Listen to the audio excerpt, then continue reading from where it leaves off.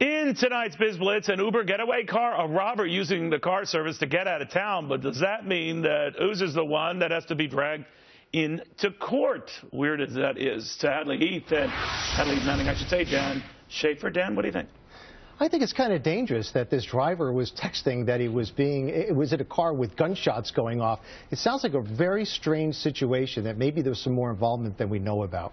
Oh, that's it. I didn't even think that the driver could be an accomplice. Regardless, accomplice or not, the driver then is technically an accessory, right, Hadley? You know, I have to praise this driver. Unless he was truly in cahoots with these bad guys before the fact, he did his best to make sure that authorities were aware and allowed them to use the GPS in his car to track these guys to where he dropped them off at JFK Airport, and then they were apprehended. So as far as I can see, yes, a scary incident, but a good ending. All right. Don't know if that will affect people who want to invest in this technology. Anyway, on to and Mark, this one under bad product placement, YouTube advertisers whose spots are now running before ISIS videos. YouTube says it has no control over this stuff. Don't make a big deal out of it. Does it have control?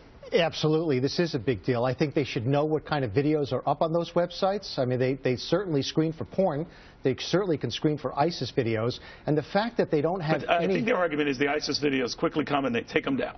Well, that may be, but you know what? You need to control here. If you're having advertisers put their advertisements on your system and they're paying you to do this and they don't know what they're advertising in front of, I think that's kind of dangerous. And there's usually a log. So for them to say they don't know or didn't know, somebody knew. They just let it go. They didn't follow it through. Hadley, what do you think? You know, one of the things that we as users, whether we are patrons of Uber or we like to upload our own YouTube videos, one of the things that we like about those things is that they're user-friendly. Unfortunately, that user-friendliness comes with a downside as well as an upside. And in this case, it's that people who want to upload content we don't like are going to be uploading to YouTube, and in this case, a terrorist organization. So absolutely, I agree that these advertisers ought to be able to control in their contracts what kind of content their ads are being paired with. All right. In the meantime, issue 3 here. Great Scott, he's at it again. Wisconsin Governor Scott Walker signing another right-to-work law that this time covers private unions. You don't want to be part of it. You don't have to pay for it. You don't have to pay the dues to be in it. What do you think?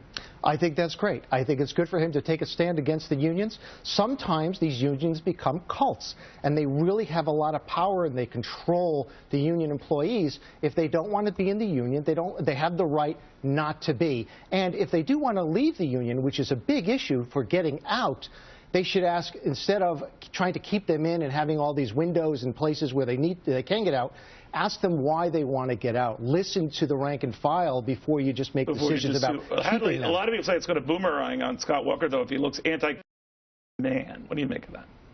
No, I think Americans are clearly behind Scott Walker when it comes to right to work. Last time Gallup polled the issue, 71% of Americans, including 65% of Democrats, support right to work laws. Guys, I want to thank you both very much. What's the Deal is next.